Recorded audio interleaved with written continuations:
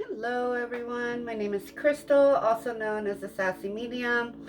Come on, so I want to give some information, some mediumship tips and information. So mediumship talk time. Okay, so I got these mediumship training deck cards. If you're wanting on trying to train as a medium, I really suggest this medium training deck by John Holland and Lauren Rainbow. This is really good to help you. But until then, if you don't have it, I do, and I'm going to teach you some things today. So, a question I get asked a lot is what happens when we die? What happens when we cross over? Like, what really happens? All right, so what I get and what spirits have told me in the years I've been doing this is you may not like everything I'm about to say, okay? Because you may have loved ones that have crossed over in manners that I'm talking about. All right, just know that everything gets figured out in the end, okay? If a loved one has passed and they have passed by, let's say, I'll give examples, okay? No client names or anything, but I had a client where I did a reading for her and her family member had passed over from suicide, okay? So they passed suddenly, but with their own hand, and tragically. And going on to the other side immediately, they were confused, they were distraught, they realized that they really didn't want to do that. They were just in a really bad place and saw no other way out at that moment and lost all hope. When we lose all hope, we can do destructive things like that, okay? I've been there, and I'm sure somebody watching this has also been on the verge of wanting to, end their own life. And I will tell you that is what can create confusion. Or let's say like somebody that passed from a car accident. Their spirit was so not expecting that. They can be in what's called, if they pass over, spirits pass over in a state of confusion, they can go into what's called a death state. And a death state is where excuse me, they just go round and round and round, reliving their death over and over and over, like Groundhog's Day, until one, they pull themselves out, or two, loved ones can come and pull them out, which is normally what happens. Normally what happens is loved ones are there. They come to your rescue on the other side. People on the spirit side, angels, they all come to your rescue to help you pull you out. But everything happens in our own time, even when we're on the other side. So if we still have some things to process, we're going to be in that for a minute. Also, what happens is we see everything in such a bigger picture, you can't even fathom it with your human mind. All right, we see why we lived and made the choices we made. We understand, did we fulfill our purpose from going to earth in the first place? Then we check on our loved ones and we decide what we want to do now that we're back on that side. We're back with source again. We're back in our bodies. We're healthy. We're whole. I will tell you that anybody that passes from illness or injury, pain, they are whole. Their souls are whole. They may have mentally some things they need to work out, okay? Because we still have our human minds, and all of that. However, everything is bigger. We see the bigger pictures. We see everything in such a bigger way.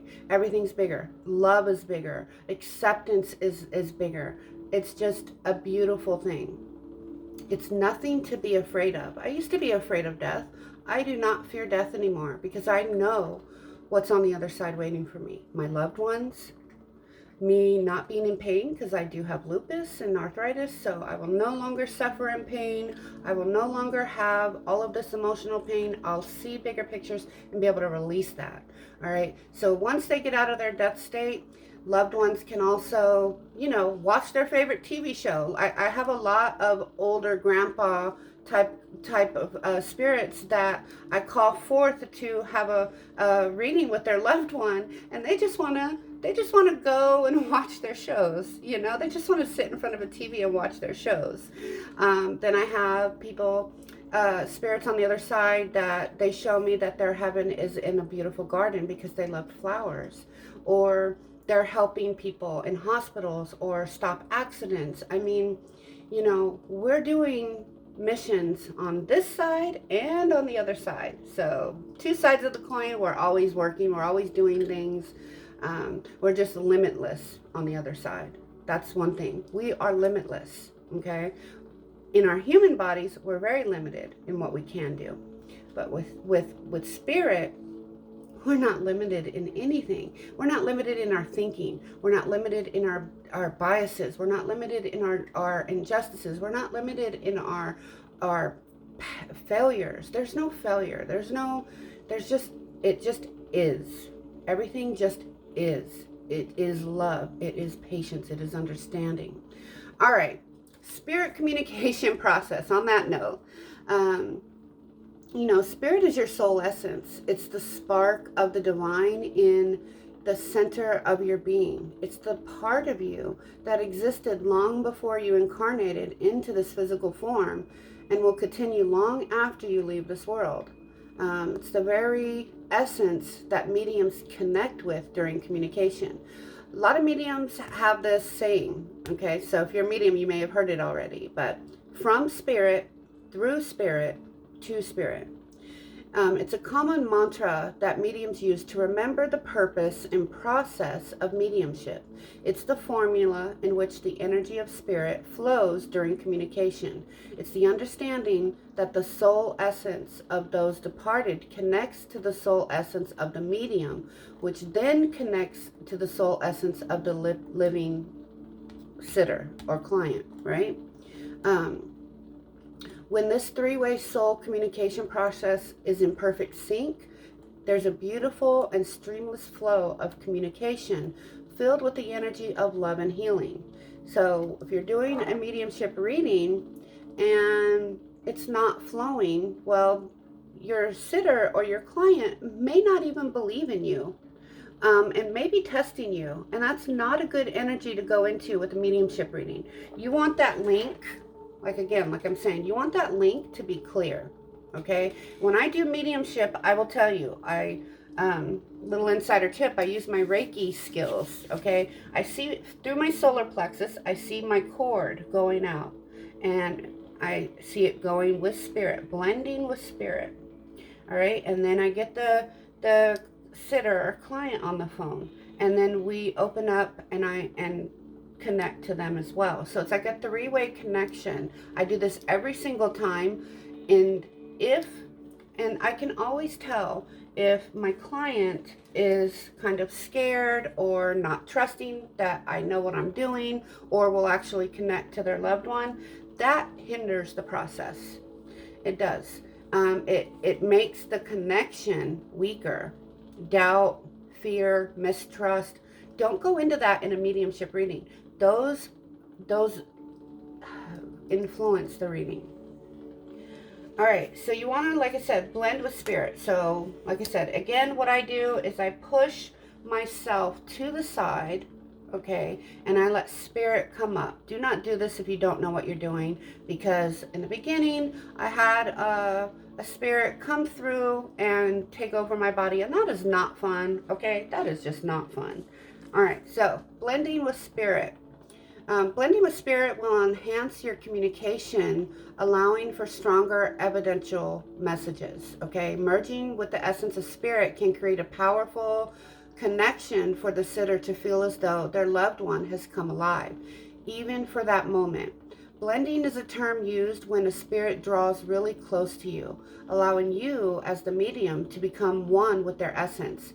By surrendering fully, you can step into their shoes and become the spirit, all the while maintaining a conscious awareness.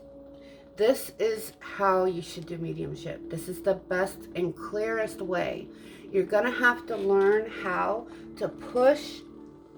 I'll use this picture as an example, all right? You're wanting to communicate with the spirit. If you have fear, if you have doubt, that is like a a barrier between that communication. How can you hear? Again, that whole pull thing I was telling you about, like how I hear spirit is like I'm underwater in a pool and spirit is at the top trying to tell me important messages, and I've got to try to decipher them. They speak fast. They speak very fast.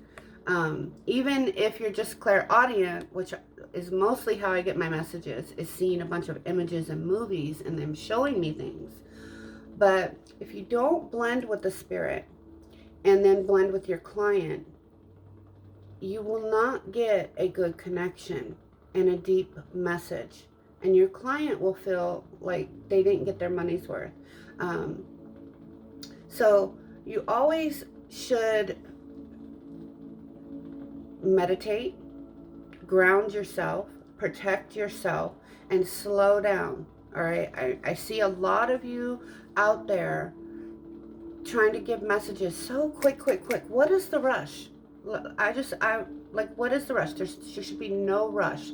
This is something sacred.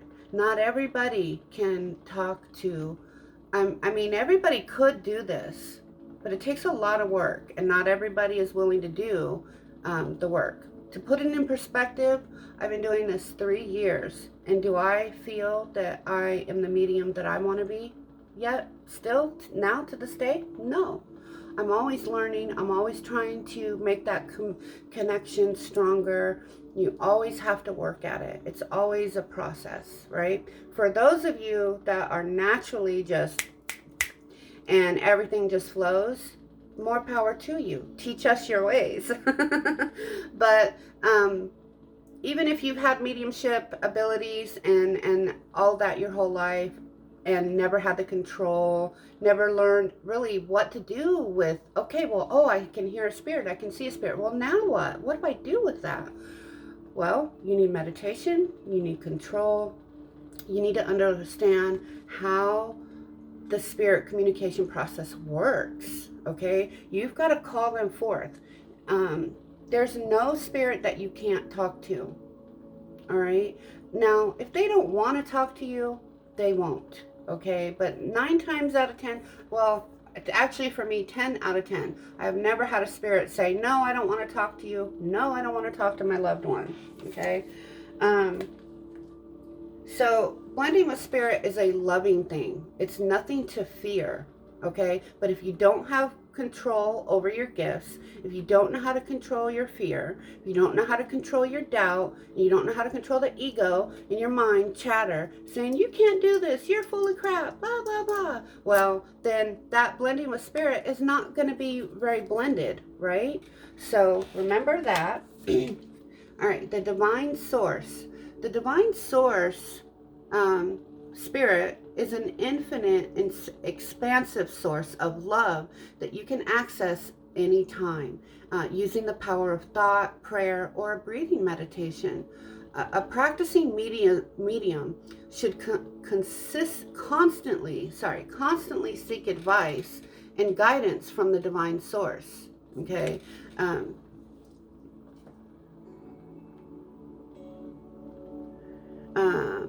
Healing light that can energize, cleanse, and strengthen your connection with spirit. So, listen. Bring in that white light. Say out loud if you're a practicing medium.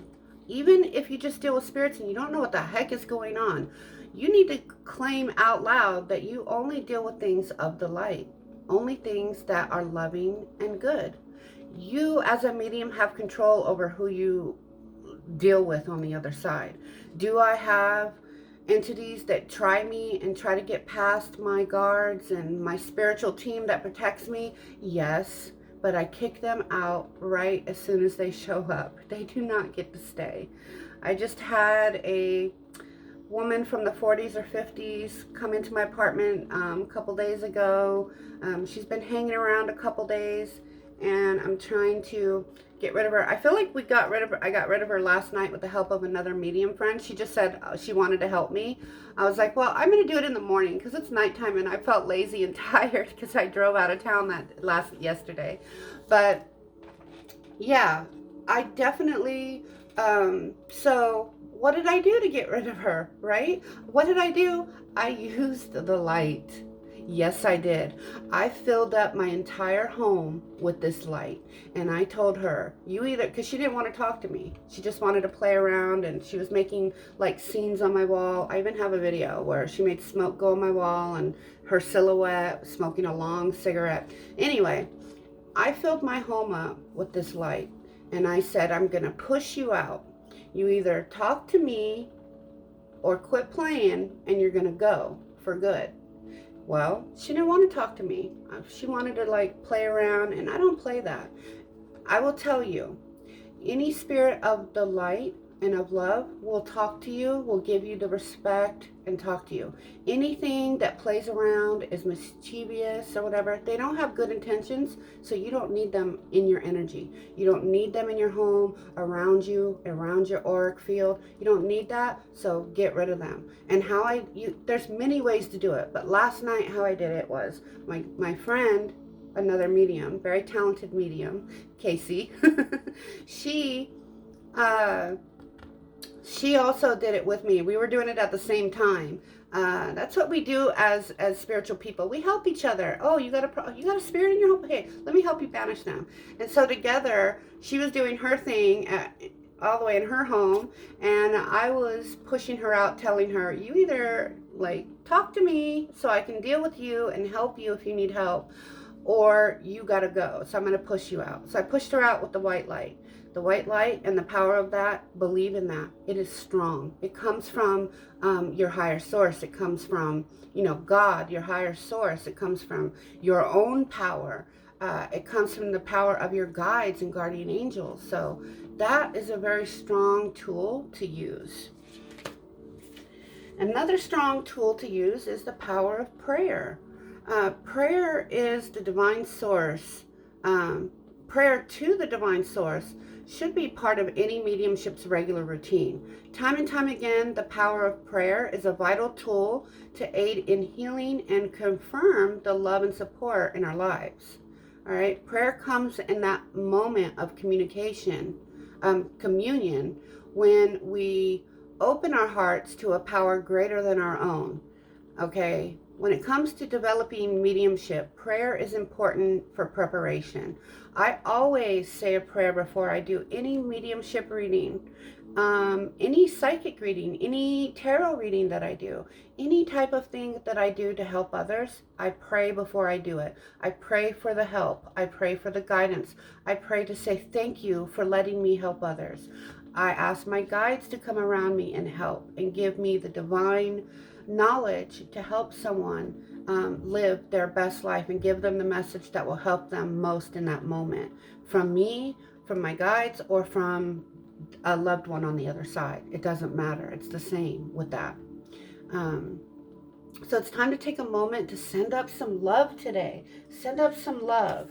All right, last one, impression versus expression. There are multiple ways that we receive information from spirit. It could be in words, images, feelings, but how we relay or express the information back to the client must be carried out with due consideration and the utmost care and sensitivity. You're dealing with people that have lost someone and they're not okay with it.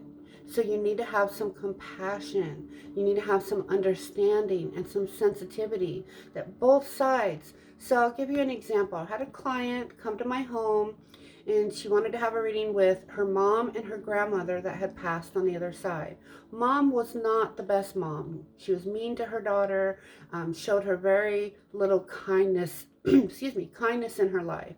And when the client came to my home, her mother was in my kitchen around the corner because she was ashamed and didn't want to confront and face her.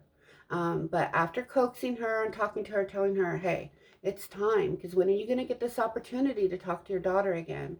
And it was good. And after she left, I counseled the spirit to help her with some of those feelings. Mediums are counselors. We are counselors of spirit, right? We help spirit. We can cross them over to the light. We can you know, comfort them, give them understanding when they are confused. You can even pull one out of the death state. I've done it once. Because I always make it a rule to never do a mediumship reading for anybody unless it's been 30 days since they've passed, because both sides need time to heal and process what just happened. All right, so getting back to this, impression versus expression. So many mediums are taught that you should always give what you get when delivering a message. In a sense, that's true, but as mediums, we must honor that many people look to us to assist them with their grief and are often still distraught. No matter how much time has passed since their loss, always remember that while we must be open to any spiritual impression, we are responsible for conveying a sensitive expression and message. People pass over to the spirit world in a variety of ways, from natural causes, unexpected illnesses, and other circumstances. When you give off information, it's a delicate process. For example, if you're impressed with the scene of someone's passing, then you must be sensitive and discerning when you express the information to the sitter. It's possible they could be very emotional as they're still going through the bereavement process. Okay, they don't need to relive every detail of the experience again. That's why when I do it, I just like to give a confirmation, like, okay, so I feel like it's something with the heart. Did they pass from a heart attack? Or I'm picking up, did they pass, was the main thing, was it cancer? Or was it a car accident? Did they pass by their own hand? You don't need to go into detail about those things, but that confirmation is needed. Always as a medium, you're going to want to confirm how they passed. That's just a rule for me, try to confirm how they passed. You can only give what a spirit will give you too. If a spirit is very quiet and doesn't like their business out there, it's like pulling teeth to try to get information from them. But you can only get what they give you as a medium, right? And that's something that clients maybe don't always understand. A medium can only give you the information that spirit gives to them. So when you ask sometimes for a specific thing, if they don't even want to talk about it, you're not going to get that answer. It's just as if they were living. If you want to talk about, well, you said you hid the will here and we can't find it. Where'd you hide it? If they didn't want anybody to find it, they're not going to tell you in their passing. You know what I mean? That's just an example, but all right, that's my time. If you're interested in learning more about mediumship, I have a psychic development course coming, not just for mediumship, but psychic development overall, starting on March 6th. And it'll be a paid class every 2 weeks for 2 months. So that's 4 classes. And each one will get harder. There's homework. And it's all for your psychic development. If you're really serious about wanting to use your gifts, if you're serious about wanting to have control over your gifts, you might want to consider that. I also have a group called Crystallized Wisdom on Facebook that you can join, and there's a bunch of tips, there's a bunch of units. I think they call them guides now on Facebook. They did an update. So there's a bunch of guide tabs that have everything from clairsentience, clairvoyance, empathy, mediumship, everything. I have devoted my life to teaching you all everything that I know and learn, and give it right back to you guys. All right, that's my time. Too much time. If you stayed and watched all this time, thank you so much. I love and appreciate you all.